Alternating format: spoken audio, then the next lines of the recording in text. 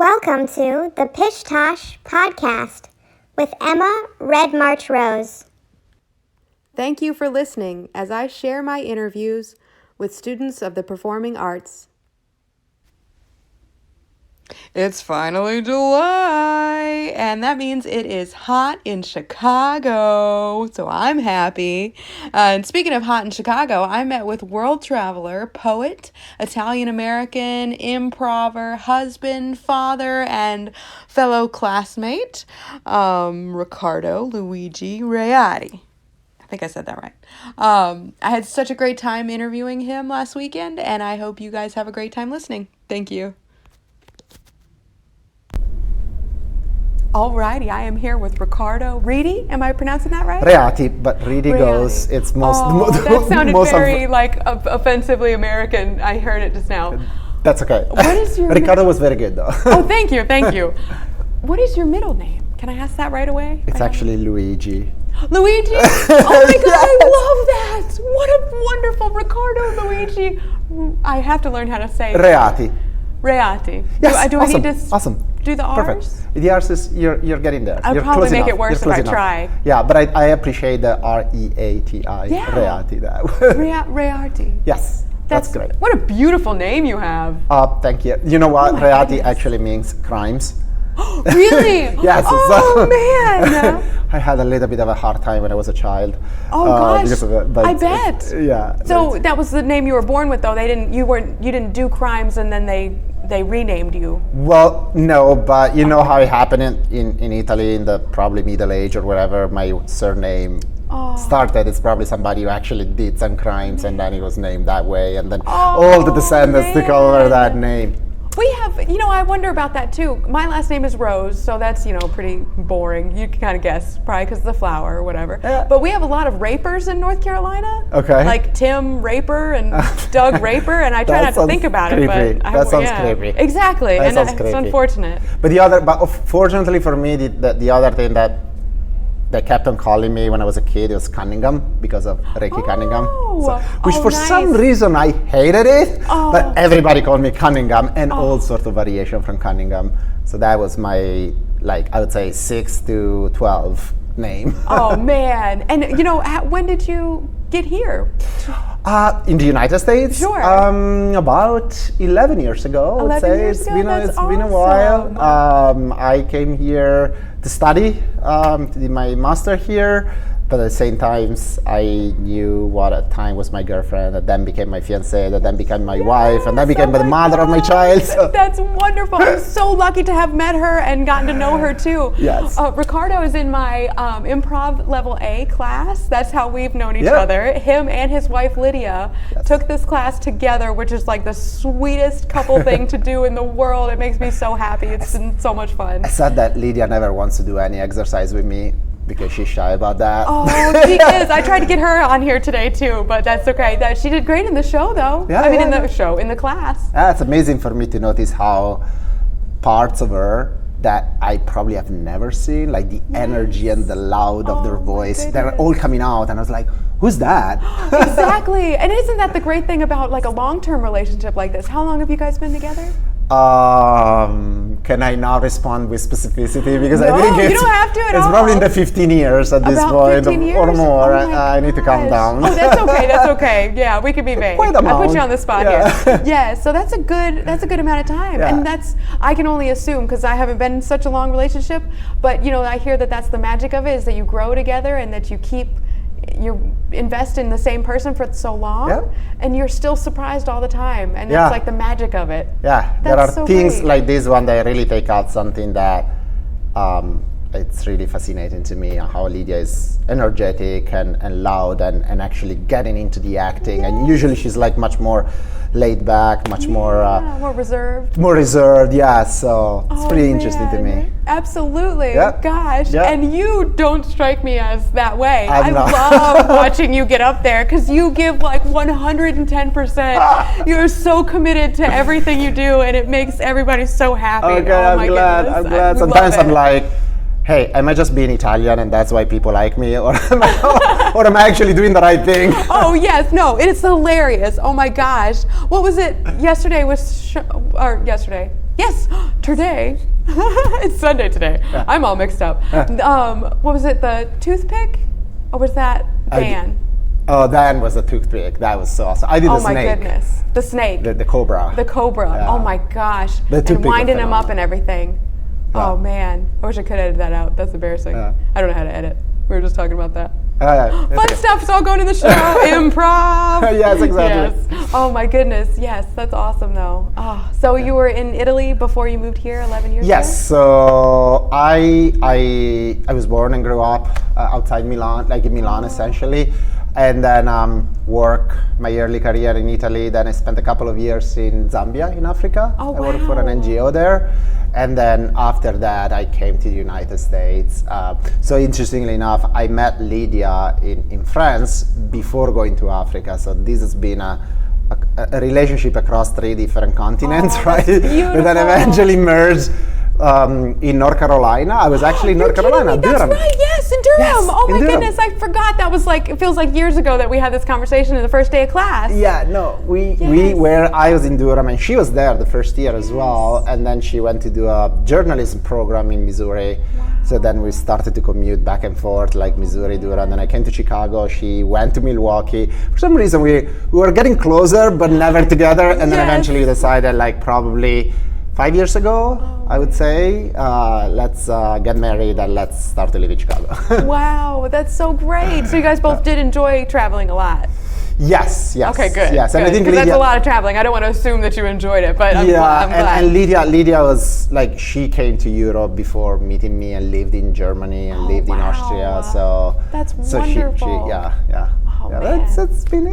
It's been fun. Yes, absolutely. You guys, between the two of you, have covered a lot of ground. That's amazing. A lot of miles. Yes. Oh, that's great. And you said your daughter is how old? She's 2 years. She's 2 years and 1 month, and yeah, she's adorable. She's just like really cracking me up, and she speaks mostly English, but she speaks also some Italian. I only speak Italian to her. Oh, that's Say awesome. latte for milk. A couple of things, like the basic needs, she knows that if she's asking something to dad, and she really wants something, she needs to ask in Italian. So she got that. That's perfect. That's a good way to mela, do it. latte, some of these things. That's great. How do you say podcast in Italian? Oh, I think you say podcast. Oh, that makes sense. Everything that is Mac related stays with the same name, iPhone and whatever, you say the same way. And I know you said, okay, I'm not picking on you because I know you haven't seen the first 2 episodes, or haven't listened to the first 2 episodes yet, but this is something that I do at every episode. I ask the guest, because it's such a ridiculous name for this podcast. Yeah. It's the Pish Tosh podcast. It's such a tongue twister that I ask my guest to say, Pish Tosh podcast 3 times fast. Oh man. I know, I'm really putting you pressure. Hold on. Pressure. All right, I'm gonna take a big breath and then try it. That's right. All right, three times fast. 3 times fast. All right. Pish Tosh podcast. Pish Tosh podcast. Pish Tosh podcast. That was really good. Okay, I that got was it. great. Oh my goodness. Let's see. There we go. I did a little cheer for you. Okay, awesome. Are we still that was recording? Great. Yes. Okay, yes. good. Oh, awesome. That's wonderful. That was really good. Okay, no, I made it. Like I'm not generally I'm not good with this language things, but yeah, this is silly language. it's Me either, and I've been born and raised here. No, you'll hear it on the other ones too.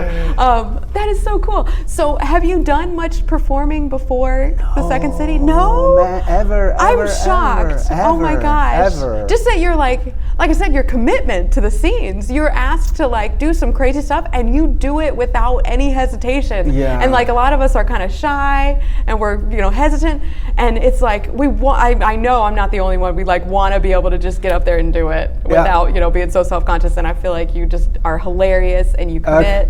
Well, thank you. I like. I guess I like really just to jump into things and then put whatever I can. And it's a safe environment, right? Like, so we're all here to make mistakes or to be ridiculous if you want, and so that helps a lot, right? Like, so you're not competing versus people who actually are super professional, right? Yes. So and do you have any favorite comedians? Any comedians that really inspired you? I'm more of the Italian comedians. I didn't grow up. Can you name a few for me? I only know a couple. Claudio Bisio. It's probably my favorite. I'm going to be looking up these. Claudio, I'm going to write that down. CLAUD. Maurizio Bisio, BISIO. BISIO. Yeah. Awesome. I'm going to be looking up. Maurizio Crozza, yes. CROZZA. He does a lot of imitation of political people, and he goes on television. Oh, I bet that's good satire. These are a little bit the mainstream. I need to say I watch them when I can. But there is in Milan. There is this. I would say the equivalent of Second City. It's called Zelig. Okay. It's a club, right, where all the most famous Italian comedians came through, and they do exactly like they do improv, they do performance, they also go on television. So I used to go there sometime when when I was living in Milan. You went there? But just to see performance, not to learn. Train? Oh man. Never done that. Interesting, some years ago I was talking to Lydia about improv. I said, yeah, maybe you should consider doing it, and then lost it there. And then again, some months ago, Lydia's like, hey, should we do improv? I was like, sure, why not? I was like, yeah, it could be fun to do something together and take a break. And then it went this way, and I love it. Me too. Are you thinking about going forward? Yeah. We're actually taking the second course. Together Class again? B. Yeah. Oh my gosh, that makes me so happy. Yeah. That's great. We have. So my in-laws live close enough so I can take care of Valentina, right? They live here in America? Yeah, my in-laws live 1.5. Oh, Lydia's parents, I'm sorry. Parents, yes, that's nice. Live 1.5 hour from Chicago, so they came over on Saturday and then actually go back in the daytime so they can spend some time with Valentina, and we can take a break, complete break from the world, like the entire world of job, of family, and just come here and have fun. Absolutely. And take a break. I love it. You went beyond my expectations. Yes. Way beyond my expectations. Me too. So I'm so happy.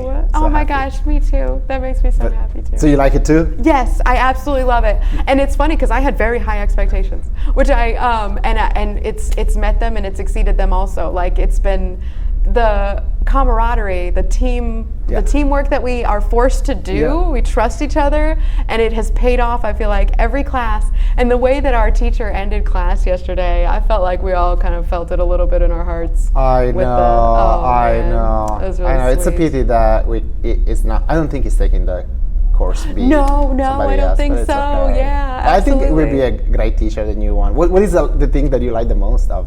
Oh improv? Man, gosh.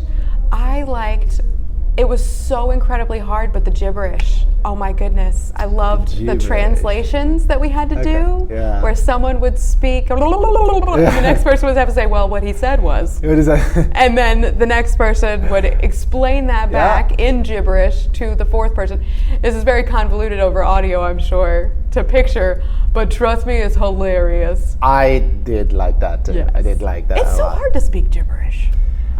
Words kept coming out when I would try. I'd be like, blah, blah, blah, and blah, blah, blah, the blah, blah. Right, and mostly the challenge is that the person who's translating is actually coming up with a content. He's inventing, right? But he needs to sync with the length of time with the person who's actually saying gibberish. And they might be thinking about completely different things. Yes, and the hand gestures are probably totally different, than what you're picking up. Oh my goodness. It's been like a study of body language. I feel like this class so much. You have to pick up so much in real time from other people without being able to verbally communicate.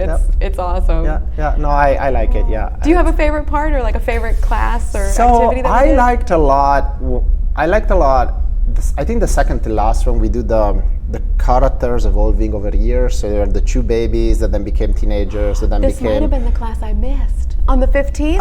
Oh my gosh, tell me about it. I'm so excited. So these great things. So essentially you were, the prompt was you are two kids at the kindergarten and you're playing and essentially you talk, right? You talk about something, right? And then you start to talk about something and then you start to come up with very easy character and then you meet again when you are in third grade and then you meet again when you are in 11th grade and then you meet again when you are grown up. Same people and you actually follow the story of these two people growing up, and you come up like you actually are improvising, right? Coming up every stage a different story, but then at a certain point you start to follow a character, right? Something happens, so that person went that way and that person went that way. Oh my gosh. It was amazing. I think that was the best exercise. It's the closest to character development. Absolutely, because it sounds like, just from what you've explained just now, it mirrors how our true to life characters develop. I mean, right, exactly. But in it sounds like in sped up motion, like to a crazy degree. Yeah, like 2 minutes for doing this age, 2 minutes at that age. It was great. It was great. Yes. That was fun. And then what else I like? I mean, I like the gibberish too, though. I really like. I thought it was really intense and fun. Yeah. Yeah. Gosh, and our little warm ups and everything. Yeah. Those are great. That's Those good. are It great. really gets I'll miss everybody on the same them. I'll miss page. them. Yeah. I felt, I liked it so much that I felt almost I couldn't stop. I was like, I have to do the follow-up. Yes. This is my Saturday afternoon thing of the week. It's addictive. Yes. Oh my totally goodness. Got it. Absolutely. And I think I'm going to go on a quick commercial break, but I'm so excited to get back with you. We're going to hear a word from our sponsor. Sure. All right. Thanks so much. Are you bored with your grandpa's form of transportation? No more planes, trains, or automobiles for me. No, that's not how I roll. Not with rental bikes or scooters. No, I use rental pogo sticks. When it's time to bounce, I go with Pogo. Try Pogo A Go-Go Incorporated and rent your stick today. Pogo A Go-Go Incorporated is not responsible for any car accidents due to the usage of this equipment. Pogo A Go-Go is not responsible for any beatings, brutal or otherwise, received by the users of pogo sticks in and around the city of Chicago. Alrighty, I'm back with Riccardo here, and we were just discussing some more Italian comedians. Just to recap, Mauricio Crozza, Claudio Bisio, and he was just telling me about a third, Massimo Troisi, who you were telling me he's kind of got a poetic comedy to his bits. And he was coming really from this Naples tradition of comedy, very much playing with word, and he was a buddy with Roberto Benigni that right? Yes. And then later on he became a movie director actually, and he had this very famous movie, which of course now I don't remember the name, but we'll come the name before the end of the podcast. No, you're good. I have a section at the end called References and Corrections. Okay. And I will make sure I find the movie that Massimo Troisi. Yes. I totally recommend that movie. It's about the very famous Chilean poet that I miss the name also right now. Find that one too. So I will give you both the name of the movie and the name of the poet. That sounds good. We got plenty of time for that later. Yeah. Okay. Il Postino. That's the name of the movie. Il Postino? Il Postino. The postman. The postman. And it's a story of him bringing all these letters to this famous Chilean poet who is in exile, and so he developed it, and he was like this very kind of uneducated person from a little village, whatever. He brings the letter and starts to actually have discussion about poetry with this very famous poet, and it's a very beautiful movie that I totally recommend. That sounds like a gorgeous story. Oh my goodness, just reaching out, you said, to a man who's in exile and bringing him letters and building a relationship. Yep. Oh my gosh, I'm gonna have to watch that one. Yes, you should. And we were talking about Roberto Benigni as well. He's probably one of the only Italian comedians I could have named before today, but life's all about learning, and I so much appreciate you. I'm going to be looking up all of these comedians, and learning them some more, and also learning how to speak correct English at some point. That's on my list. So, and you said that you work in insurance? I work in insurance in a global insurer. The name is Zurich, and as you can probably imagine, it's a Swiss company. Very cool. We are it's probably not a very well-known brand in the US because here we only do commercial insurance, so we only insure businesses. We don't insure auto, life for person, but all over the world we actually do personal lines. So and I do technology, digital for them, and help them, get better at what they do every day using technology. That's wonderful. Something you can feel good about. And you said it does have a little bit more of a creative aspect than a lot of other insurance Well, no, I would say positions. this job, yes, this one job, it's a particular little bit one, more about yeah. thinking, how do we use technology, how do you use artificial intelligence, how do you use this thing to get better at things. So I think it's a little bit more creative. And quite frankly, I like, business of insurance, it's clearly, people say it's really not sexy, which I agree, but it's also to a certain extent a noble business. Like if you think about, Yes. people need insurance, business needs insurance just to survive, right? Yes, And to giving actually people a operate, peace of right? mind. Peace of mind. Oh. So I like that aspect. I think it's relevant and needed. So Yes, it's so good that's to what it have is. work that is rewarding and that you can Yeah. feel good about. Yep. That's Yep. awesome. Yeah. And I can tell you're a very creative person from the classes and doing I try to. improv. So I I'm try sure that to. that outlet is good. Yeah, but on the side, I'm also writing poetry. So Oh, that's that's wonderful. that's I what didn't really know takes my that. creativity. Oh my gosh, Yeah. that's great. Yeah. Oh. I actually am writing. I would like to write more, and I think I would like to write more funny poems. Like Yes. that's something that I was just working in the morning today at something about consultants. Like the entire poets make fun of consultants. I've been a consultant, so that's something that I would like to do much more. So maybe I'll just stick around here. It feels good here. It feels inspiring to actually write funny things. Oh here. my goodness! And I just took writing one. My class ended yesterday. I highly recommend that. It's more sketch writing. Okay. But it gives you a lot of. One of my favorite things about it was it just gives you so many ideas about how to get ideas. If that makes sense, so that if you hit those blocks, or if you're like, I need to write something, then you have ways of kind of like opening the doors in your mind to be more creative. Okay, that's interesting. That's interesting. Man. But maybe I'll take it. So when is it? Like here? Is it here? Yes, it's at Second City, and they have quite a few time slots. I did a Saturday morning, but they have, it's pretty wide open. And actually, what I did, it worked out really well for. I did writing one from 10 to 1 on Saturdays, and then our improv class started immediately after in the same room and everything. I got very lucky that way. It's very cool. Yeah, so if you ever wanted to extend your vacation from work and being a dad for a minute. If I can. If you can. It mostly depends on Lydia, but, yes. but and with having a 2-year-old, I'm sure, your time is a little bit limited, but that's awesome though. But it's okay. Yes, absolutely. Gosh, that's wonderful. So you do poetry, you do improv now? Yeah, it's cool. It's cool. And I really like to have a very creative outlet. Yes. Have you ever done any open mics with the improv or poetry slams or anything like that? I've done nothing like that. Oh my goodness! I hope that this has opened the door for you to be comfortable to do that I'm or sure. try it. I'm sure I want. Yeah, I'm sure I want to do more of that. Like,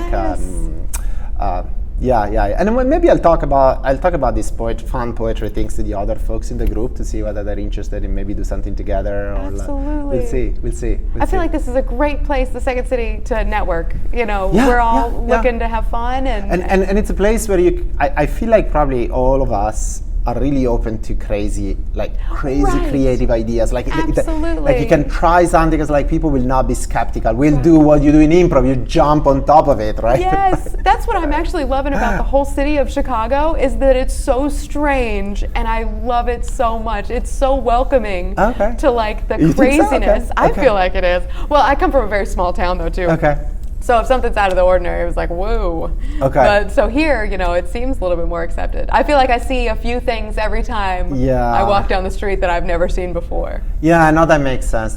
What really strikes me of Chicago is diversity.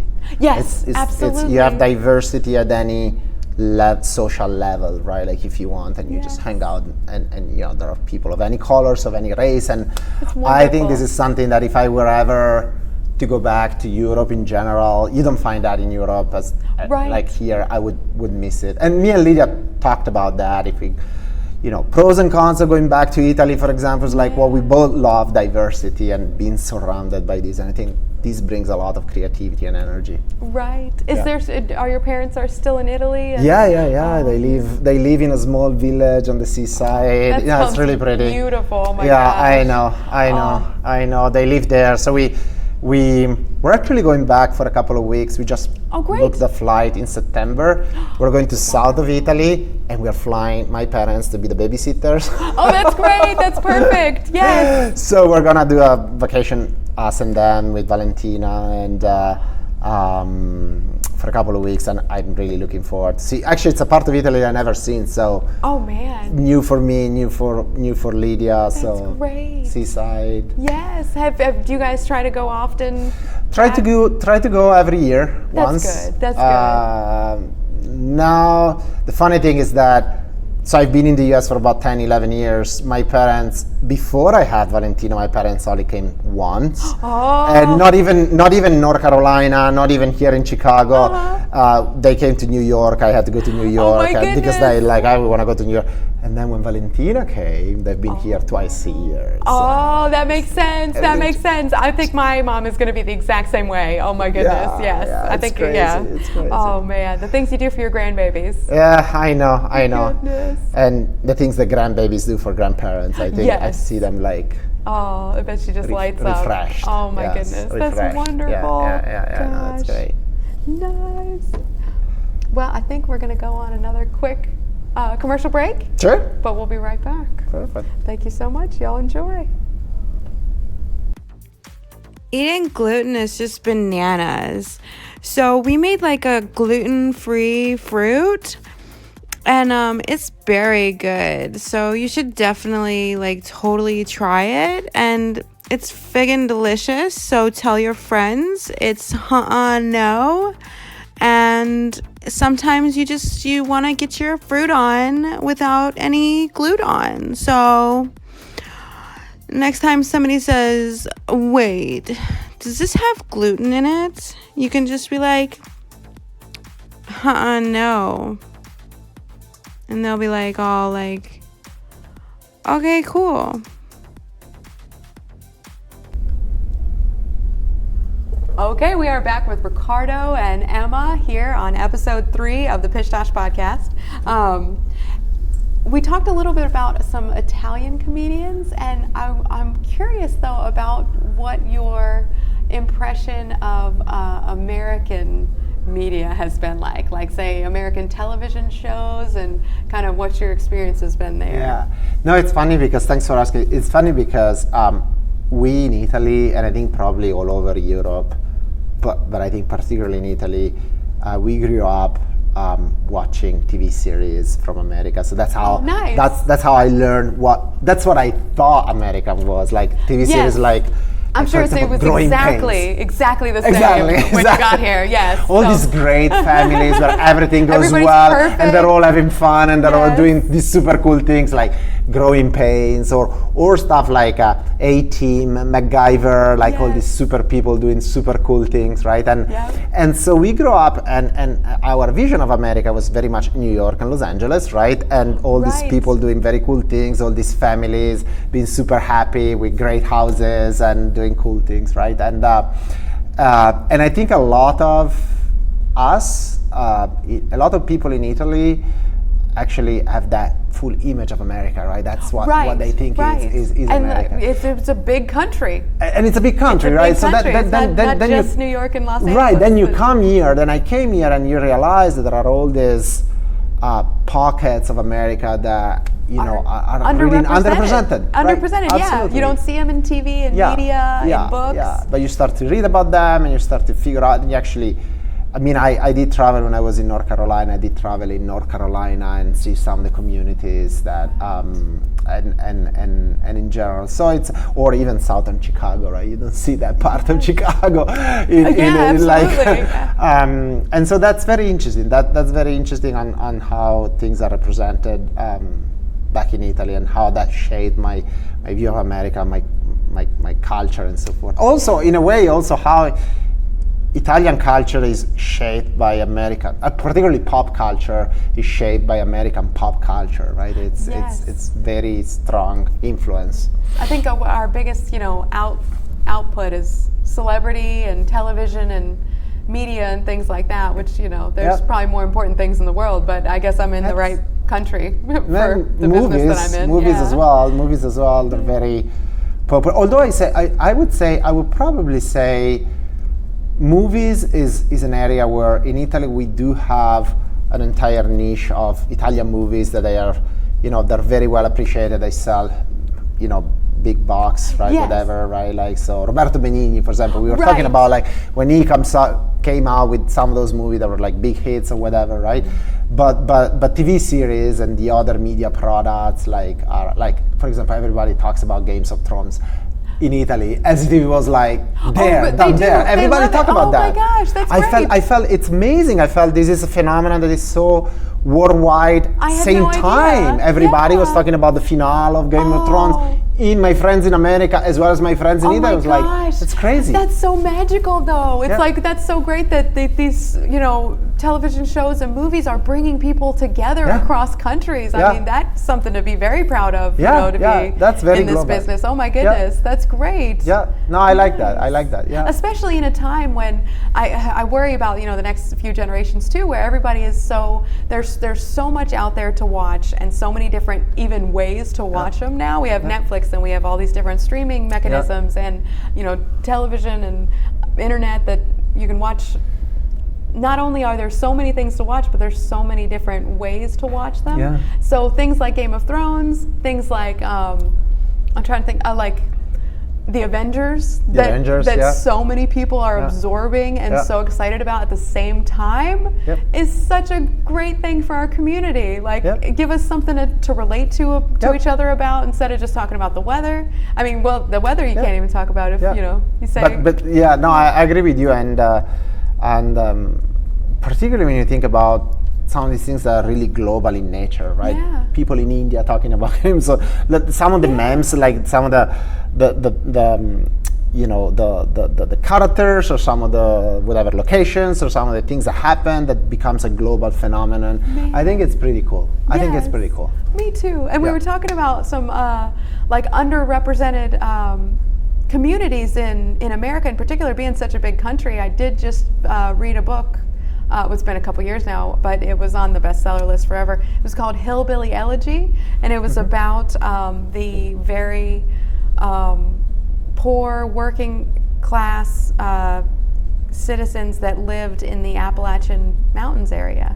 And the author was born and raised in that area, went on to graduate from Yale, get his law degree, and he had a very unique opportunity to tell his story in a very articulate way. Yeah. And it was a story that we wouldn't normally have access to. And so I like to read a lot of books like that are memoirs of people's lives. I'm writing a book right now that's a memoir of my life from the unique perspective of somebody who was unschooled, I would say now. Yeah. I don't think I've used that term on the show yet, but have you ever heard of this, unschooling? Yeah. It's is it homeschooling? It's like homeschooling, except less. It's almost like not really schooling at all. Okay. And I've never met anybody else who's really been raised like this. But fortunately, I had television. And I make a lot of jokes about it, but on a serious level, I soaked up a lot of culture from books and television rather than formal education. I think that's what kind of makes it easier for me now to learn on my own. To absorb and learn. Yeah, because I'm not used to having a teacher. Ask away. So you learned to write and read with your parents, but then essentially there was no programs or how did it work? I went to probably 8 or 10 schools.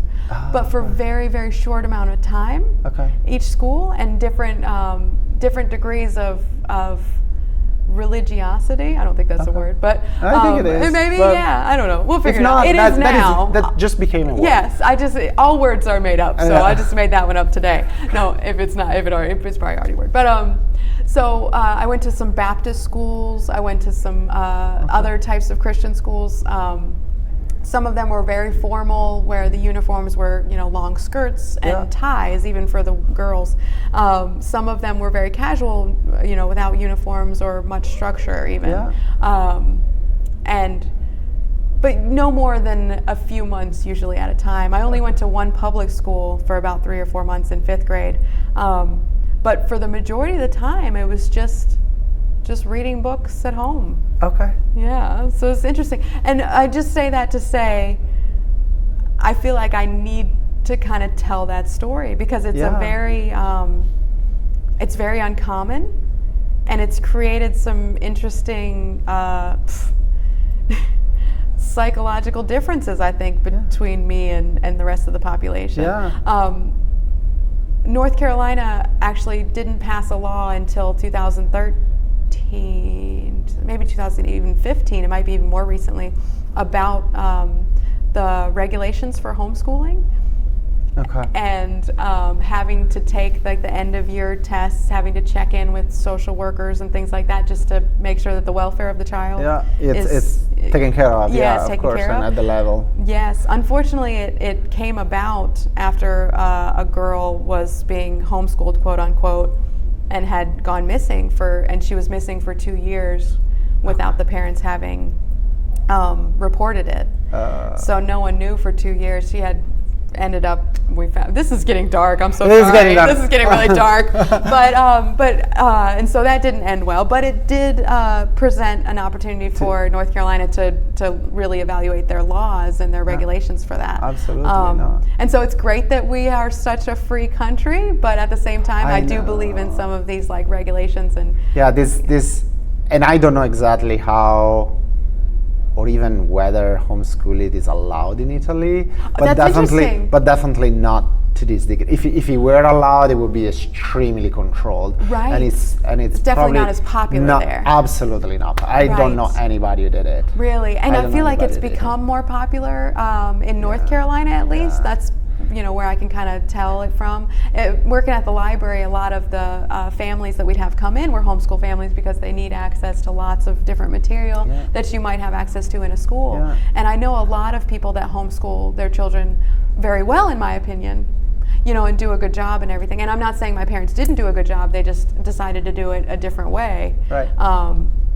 And I kind of want to write about my results of that. You know what? That's actually a very interesting story. I would love to read it. Yeah, so, man, I'd love to remember it. Yeah, and we'll see. And I think it adds value to bring different perspective, genuine perspective that probably represent the full flavor of what that is, with the goods and bads, and just paint that picture. Right? And it's why I'm so excited about doing this podcast and getting people's stories. The average person has such a fascinating background. Nobody I've met,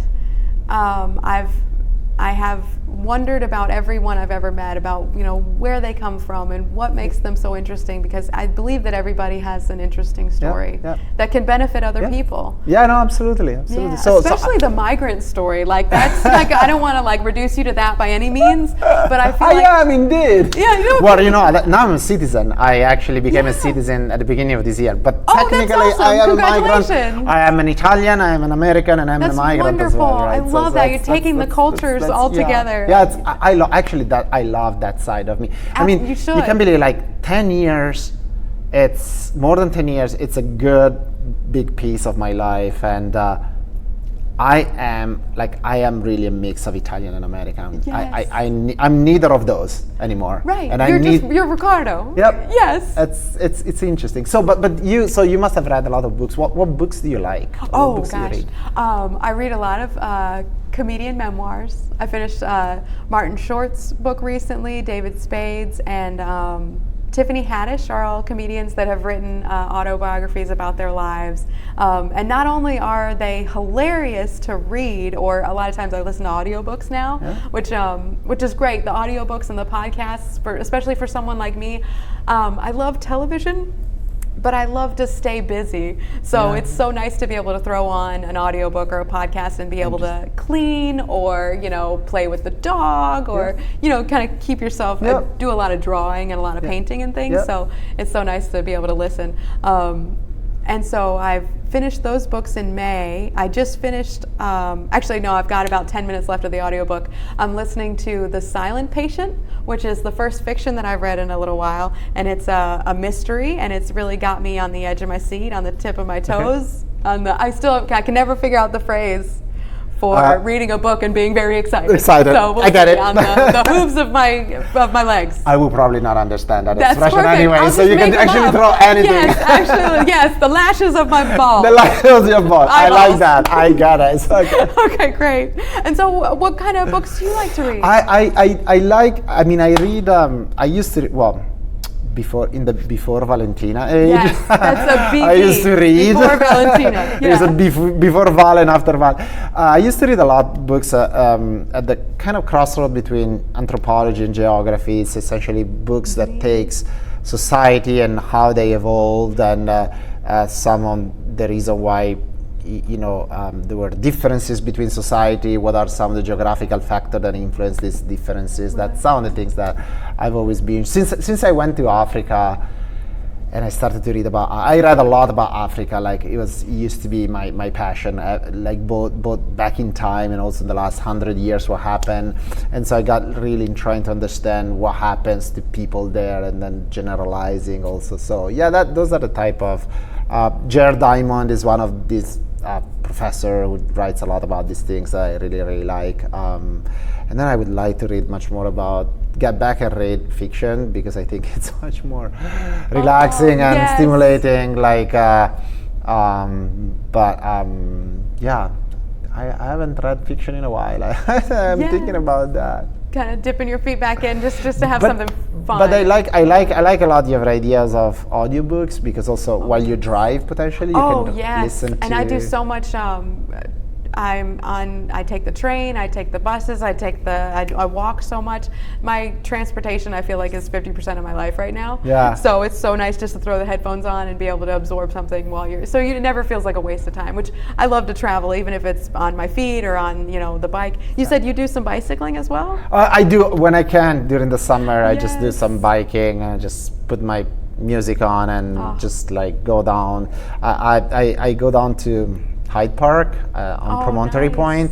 I usually bike there, stop there, read some poetry, and then come back. Oh, that's like a perfect when I can. time. Yeah, absolutely. But, do you have one of those like child seats on your bike yet? You know what? Not yet. I wanna try to see whether Valentina would like one of those that you actually. The one with the wheels, right? That yes, that you pull behind? Right, Oh, and they put behind. So cool. I would love to do that. I don't know if Vale has the patience to stay there for a good 30 minutes, but we'll see. Yes. Probably I'll do that. And and you were telling me you like to drive also. Oh yes. Oh my goodness, I do so much driving.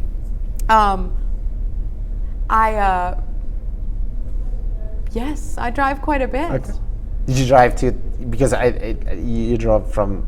I think you're driving back to North Carolina, right? Yes, I'm driving back to North Carolina next month, at the end of July. I'm so excited to see some of my old friends and some of my family that are there. Definitely looking forward to that. And just traveling in general. I'd love to get over to Europe. And do some exploring. It sounds like you've really run the gambit over there, and you've really seen some places and. Yeah, and I mean, Europe was my first. And it's very funny because people put flags on the country and say I've been to X many countries. Like if you grow up in Europe, it's so easy to get to 15 countries because essentially it's just like Canada or Mexico. Exactly. I've been to 50% of the countries that we are attached to. Right. So yay. Right. When I grew up, we have in Europe we have this thing called Interrail, which is essentially you pay $200 and you buy a train ticket. You can take as many trains you want in, for example, 22 days, right, or something like that, right? And so you used to travel around Europe with that, right? And so I've done a lot of lone travel, just by myself, because I thought it was a great way to get to know people, because you actually have to get to know people to socialize. You can't stay alone, right? Otherwise, if you're in a group, you always stay with the group. But if you're alone, you actually need to get to know everybody. Absolutely. I met all these weird people. I remember this guy from Morocco who wanted to go. I think he wanted to go to Groenlandia, and I met him in Netherlands, right? So he was halfway there, and he was telling me, like, crazy stories, right? Like crazy stories. But probably the ones that I remember the most is when I decided to go and put my feet in the Black Sea, and then come back, right? And so I took a train, went to Hungary, and then Romania, in Bucharest, and then I also stopped by the hometown of the Count Vlad, which is the Count Dracula. Yes, like the story. that's awesome. It's like a crazy, very creepy place. Nice. It's actually a creepy place in reality. Just like and it was fog like rolling around and just dragging. Yeah, it was early in the morning. distance. I arrived to the train station, and when you travel in Interrail, you don't book hotels or anything. You just get to a place, a train station, pick up the phone. You have your own map or something. Call them up and say, "Can I come there?" Right? So I get there. I get out of the station. There was it was early morning. It was like a summer fog. It was not a bad day. It was just summer fog covering everything. I've never even heard of a summer fog. I think it's something like what happens in San Francisco, probably similar to. It must be something like that. Like it must have something to do with the vampires. They create the summer fog. It must have been such a creepy. And then it went away. It was a beautiful sunny day, but it was still a creepy place. Yeah, I bet. You had this castle on the top of a hill overshadowing the entire city, and then on the entire side of the hill was a burial. Like a cemetery. A cemetery, yes. It was just like crazy. Oh my gosh, that's awesome. Truly. Anyway, and so then I went to the Black Sea, and then trained back all through Yugoslavia and down Croatia and so forth. So it's like a great 1 month, like phenomenal. Gosh, that is awesome. I definitely highly recommend for everybody to do some traveling on their own, at least at one point. Did you do it yourself? Yes, I recently went to all the way from Barstow, California, in California. That was super specific there, redundant. To Wilmington, North Carolina, and I did that in 3 days. By myself. I took my time driving west because it's the first time that I had gone far west in my life is in November, and stopped in Arizona and saw the Grand Canyon. Stayed the night in my car a few times in Texas, and stopped in New Mexico in Santa Fe actually. Have you been to New Mexico? I have not been to New Mexico. Gosh. My favorite stop along the way, even seeing the gorgeous Pacific Ocean, massive waves with the surfers, even seeing the Grand Canyon, all of this stuff. I was really blown away by this art museum in Santa Fe. No way. It was incredible. I was like so sleep deprived when I reached New Mexico, and I pulled over at the New Mexico tourist kind of center, and was talking to the woman that worked there, and she was pointing out these different gardens and things like that, and I came across a brochure for a place called Meow Wolf, which I thought, have you heard of this? Meow Wolf, no, it's a funny, crazy name. That's what got me. I was like, what in the world is this place? And so I started looking at the brochure, and I was like, this place looks completely insane. So I decided to go there, of course, and I remember driving from that tourist place to Albuquerque, where I would be taking a turn right up to Santa Fe, kind of off the trail, just a couple hours, and my phone stopped working in that time. No. And in that time, it also started snowing, and I hadn't seen like another car, another gas station, another store for like 30 miles. And so I was just like, ooh, no, my phone's just dead black. And so I don't know if you had a mechanism, like a self-defense mechanism when you're traveling by yourself, but mine was to make up songs. Okay. And just sing them at the top of my lungs just to get through whatever I was getting through. So I remember that one was, I'm gonna make it Albuquerque. And I was like, even though my phone is not working. Something along those lines. And it would just kind of cheer me up enough to like keep going. Keep going, yeah. I do the same thing when I drive through Tennessee, because Tennessee is so long. Tennessee is long, I know. And coming from North Carolina, like middle of North Carolina through Tennessee and getting through it is like, it feels like you're driving for like a month. And it's not that long, but I did go through Tennessee when I drove from Chicago to Durham, North Carolina. So I actually stopped in Tennessee. Nice. And I love Tennessee. Stopping through it's good, but it's like you live What's the name tired of the city? It for a while. There's Memphis. And Memphis, Memphis, of course. Yeah. I think what was I saying? I'm gonna make it to Memphis before sunrise. That's when I just kept yelling, because I was like, I can't believe it. I worked all day when I left. And I got off work at 5, ate dinner, and hopped in the car, drove all night. Yeah. And I was like, ooh, this is a bad idea, but I'm gonna drive on. I'm gonna drive and drive. But you made it. I made it. Yeah, You I made think it, the you made longest it. time, and I don't recommend this to anyone, but the longest drive without sleeping was 36 hours. No way. Yeah, because I wanted to make it. I get so determined, and it's like if I don't have anyone there to like actively stop me, or if the elements or my phone or my car don't make me stop. How much coffee did you have with yourself? Oh my God, gallons of Yes. coffee. My thing was white chocolate mocha cans of double shot espresso, and I just God. like had like 4 of them open at one time on a regular, just on a rotating basis. Yeah. Oh, I that's great. guess so. Yeah. But I miss road trip in the U.S. I did some. So again, the first one that I did it with Lydia, I think, because when I actually moved to the United States, I actually flew to Boston, and then we packed her car. She moved with me for 1 year in North Carolina, so we packed her car. She had an Honda Civic. I have a Honda Civic. 1997 or something like that. So we completely packed her and drove down to North Carolina. We also got lost in New York. We ended up in the middle of New York City by mistake instead of going around. But that was great. And then we drove from North Carolina to Chicago. From Washington, D.C. when we were in D.C. to Chicago. And then alone from Chicago to North Carolina. So I did some of this. I had so much fun, right? And I told Lydia we should do it again now that Vale, it's gonna be like 2-3. I mean, I think you can drive no more than 4 hours with a baby, but yes, my brother's got a 2-year-old, and he's wanting to come up and visit. We have a family reunion every year in Illinois, and he's wanting to so bad to come up, but he's got a 2-year-old, and he's just like, maybe next year. Maybe next year, might not be right. It's like about 14 We'll do hours. it. We'll do it. Yes. And you said that you made the trip from Boston to Florida.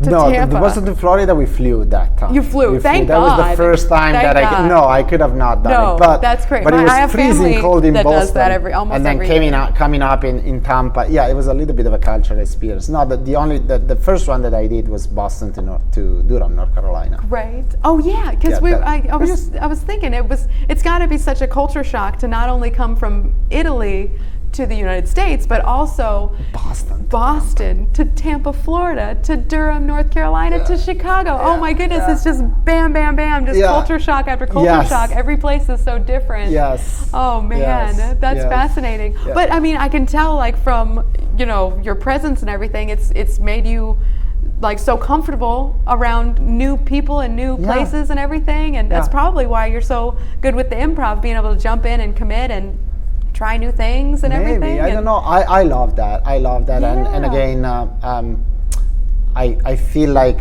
so I got my citizenship in January. Congratulations. So I still have the Italian citizenship. So I have double citizen. I feel I'm neither Italian nor American. I'm this weird crossroad or hybrid between the two that retain an Italian perspective on certain things, but now is also really fulfilled or filled with the American cultures and perspectives and contradictions and values and whatever, right? And it's this very interesting, I don't know if it's interesting, but it's a melting pot. It's a melting pot that is my identity. Absolutely. Yes, all of these things that make up Riccardo, Luigi, Reati. Yes. That's what it is. Reati. Reati. Okay, good. I've been nervous. I try to repeat people's names, their full names, because it's just, there's so much. But I feel like your name is very intimidating because it's so awesome. I don't want to mess it up. Riccardo, double R, like Luigi, Reati. Yep. Oh, that's That's gorgeous. it. That's a gorgeous name. Thank you. Oh man. Thanks. Yes. Yeah. Man, my name is Emma Howard Rose. No, I'm just That's kidding. good. No, that's what my mom always said when I got in trouble. Howard? Yeah, that's Okay. my brother's middle name. No. But Rose is a great last name. Oh, thank you. I like it because it's short. Yeah, and I it's a can just flower. scribble It's it. good. Yeah. It's a positive. Yeah, it's positive easy. light, not like mine, which means crimes again. But That's right. That's right. But, Oh my goodness. It's good. It sounds good in English, but in Italian it's weird. But yeah. That's awesome. And so, okay, we've one thing that I think is pretty interesting too about the television aspect, and that you had American shows that you grew up with. Is that still prevalent now? Do Italians watch American shows that are made in America? I think Game of Thrones. Isn't that when you said? Yeah, so I think right now in Italy what's happening, it's you have less mainstream television, but you have, like in the US, as you said before, many different channels and options. Yes. So it's probably a little bit less push, right? Like meaning, Sunday morning, I know there is that, and I will watch that because if I switch on my favorite channel, that's all I can see, right? But there are these global media product phenomenon like Games of Thrones that everybody is speaking about, right? Or everybody it brings people together across cultures. Yes. So I do still think actually that now some of these things though are probably they are American products, but they're not necessarily speaking about America, right? No, so it's in a different nation, right? I think King's Landing is isn't that in Tampa? Or no? I'm kidding. Can I confess that I only saw few episodes of the first series of the Games of Thrones? That's okay. I'm glad you said that though. Now I want to do a full night, like. Just binge? Yeah, exactly. Yes, that sounds good. Exactly. That sounds good. Nothing like a good binge. Yes. I found on Netflix. Do you have Netflix at home? I do. That's the only TV that I watch. Me too. I do watch some stuff on YouTube, and I check things out from the library. I don't think people realize either that the library has seasons of shows. You can get Game of Thrones from the library instead of spending $50 or $60 on the things. That's people such a don't great realize idea. that. I need to totally do that. Free. It's so nice, and it's like maybe you only have a couple weeks with it checked out, but you're going to watch it all in that time. I need to do The Wire. I think we have that. Yeah. And Games of Thrones. And those I know we have Game of Thrones because it stays. We have a couple copies that stay. By the way, Netflix, there are new episodes of Black Mirror. Oh my gosh, I can't wait. Yes, I love Black Mirror. Oh my goodness, I think I'm a little bit behind on that too. I think I've only seen the first 2 seasons. Okay. I need to catch up with that one. They're great. The last 2 ones are. I saw the first 2 episodes of the last series. They're phenomenal. Nice. They're really good. And it's funny. Last night I realized there was a option on Netflix for binge-worthy shows to watch in one weekend, and I'm like, this is amazing. Oh my god, this is the perfect product for me, because it's like I want to binge shows, but I want to be able to finish them too. I don't know, in like a good amount of time.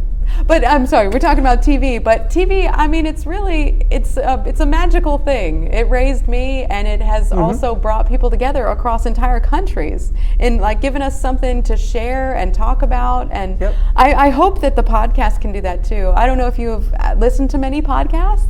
I really didn't get into them until maybe 6 months ago. Maybe. Yeah, I listened to some.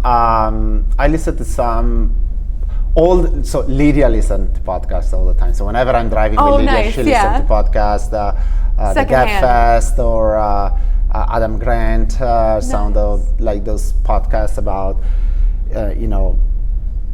society or workplace or something. Some of these things that are interesting, not too heavy. So Lydia really, and sometimes, and when I'm with her, I always listen to. I enjoy podcasts a lot. I think it's a great way to talk about people, to talk about concept, to bring up conversations. Yeah, bring up conversation. Yeah, it's a fantastic media, I think. Definitely. Yeah. I find when I listen to podcasts, even more so with books and more so with TV, when I listen to podcasts, I'm like searching out anyone who listens to that same podcast. Yep. It makes me want to have conversations. Yep. Because it's like an intimate conversation we're having right now. Yep. But it's something that a lot of people can have. Yeah, and so this is exactly the depiction of me and Lydia driving, right? We'll be listening to a podcast, and then suddenly I'm like, pause there. So, what do you think about? Right, exactly. Do you agree with that? My gosh. Yes, that's perfect. I love that. That's exactly wonderful. What happens. Yes, I think my friends are getting so sick of me saying, I just heard on this podcast. That's like, they're getting tired of that phrase, but that's okay. That's good though. Well, great. And so I think we've covered a lot of ground here. We've talked about your amazing history with travel and all the places that you've seen and been to, and gosh, that's wonderful. I'm so jealous, but I know it's on my bucket list. I'm gonna travel to Europe. I'm gonna see some of these places myself, and it's about the experience. You can write your second book when you go to That's right. That's right. I'm gonna write more books about that. Yes. Oh, And I'm so glad that we've been able to take this improv class together. Me too. I'm sad that you're not coming, but I think you're doing something. Oh my gosh. Next level, you're moving to 2 levels. Oh gosh, no. I'm so excited. I'm going to definitely keep up with everybody. I'm so glad we have that Facebook page now. That was a great idea. Oh, yay. It was great to be here, though. Absolutely. Thank you. It was great having you. And I hope that you have a wonderful rest of your day. You get to do a little writing, you said, this afternoon? Well, Lydia just texted me, so I'm not ready what the text of Lydia are, but I would love to do some writing. Yep, that's okay. Oh, well, hopefully soon. Maybe I can read some of your poetry. If any of it has any of it been published? I haven't published yet. Actually, I need to talk to Holly about because she's Holly Amos. She does some publishing. I want her on the show so bad too. So you should get her on the show. I think she did publish her. I think because most of the poetry I wrote are actually in Italian, and I need to think about whether I want to publish in Italian, publish in English, or I will see. That would be wonderful. Yeah. Well, if you do, let us know, and I'll definitely mention it on the show. I would love to. Oh, well, great. Riccardo, Luigi, Reati. Every time I do a little stutter there, but there we go. Oh my gosh. Thank you so much. And tell Lydia and Val I said hi. Absolutely. Right. Thank you for having me here. Thank you, and thank you for listening, everybody. And now it's time for the reference section and corrections.